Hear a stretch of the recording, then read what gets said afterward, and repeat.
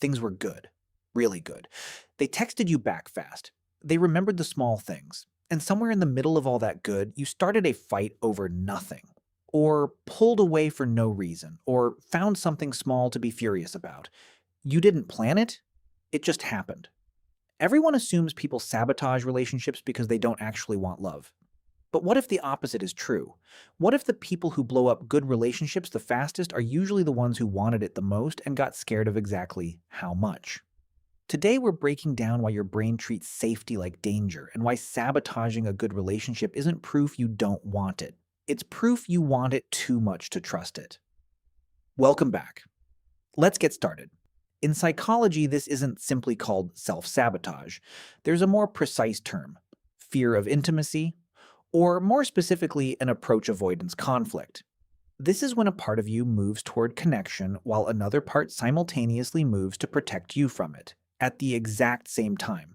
Both drives are real. Both are fighting for control, and the tension between them is what actually causes the blow-up, not a lack of feeling. Here's the part that sounds backwards. Your brain doesn't treat emotional safety the way you'd expect. It treats unfamiliar calm the same way it treats unfamiliar danger, with suspicion. If your nervous system learned early on that closeness eventually led to disappointment, abandonment, or pain, then calm, consistent love doesn't register as safe. It registers as unfamiliar, and unfamiliar gets flagged by your brain as a threat worth investigating. So the moment a relationship starts feeling stable, some part of you starts scanning for the danger it assumes must be hiding underneath. This is where we need to go back further than this relationship. Did you grow up around love that was conditional, inconsistent, or eventually withdrawn? A parent who was warm until you needed too much from them? A household where good moments were often followed by disappointment? So you learned that closeness was something to brace against, not lean into. When a child learns that connection is often followed by pain, their nervous system builds a survival rule. Don't get too comfortable. That rule doesn't disappear in adulthood. It just waits quietly until something finally feels good enough to threaten it, and then it activates the exact same protective response it always did. Pick a fight.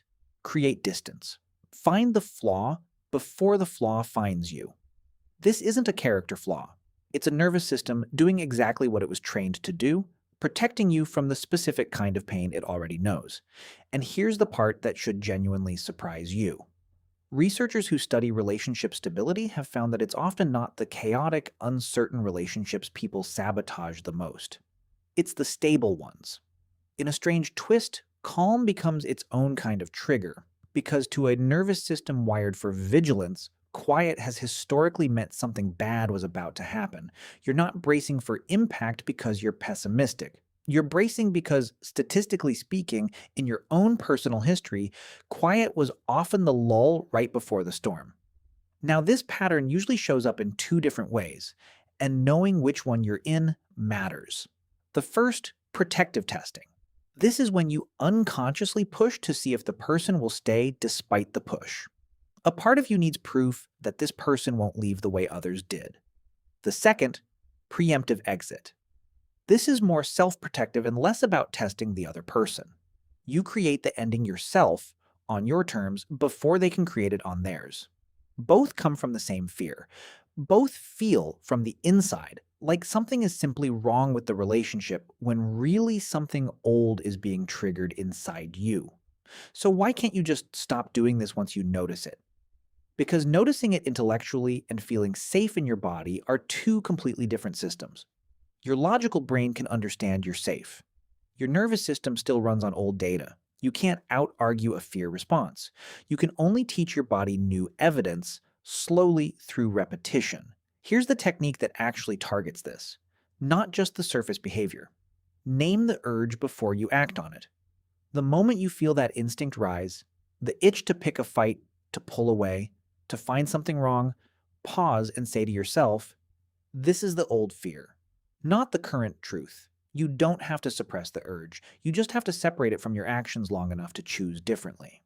There's a second half to this technique that most people skip, and it's the part that actually makes it work. After you name the urge, say out loud, even just in your head, what you're actually afraid of. Not, I'm annoyed at them, but I'm afraid that if I let this get too good, I'll lose it. And that will hurt worse than never having it. That sentence feels uncomfortable to admit, which is exactly why it works. Vague anxiety is what fuels sabotage. Specific, named fear is something you can actually examine. And fear you can examine loses most of its grip. Every time you do this and the relationship doesn't fall apart, you're giving your nervous system new evidence that safety doesn't have to be followed by pain. That's not instant, it takes repetition. But it's the only thing that actually rewires the pattern instead of just white knuckling through it. Sabotaging a good relationship doesn't mean you're incapable of love or destined to ruin every good thing that comes your way. It means part of you learned, a long time ago, that closeness eventually hurts, and it's still trying to protect you from a wound that already healed over. Real security won't feel like fireworks. It'll feel unfamiliar at first, almost boring, and that's not a red flag. That's just what safety feels like to a nervous system that's never had it before. None of us chose the templates we were given, but we do get to choose what we do with that knowledge now. So, is there a good relationship in your life right now that you've been quietly testing or pushing away? Share where you find yourself in the comments. I read everyone. If this helped you understand even a small part of why good things feel so scary, share it with someone who needs to hear it's not their fault. Don't forget to subscribe so we can keep exploring the patterns running quietly underneath your life. Take care of that heart of yours. See you in the next video.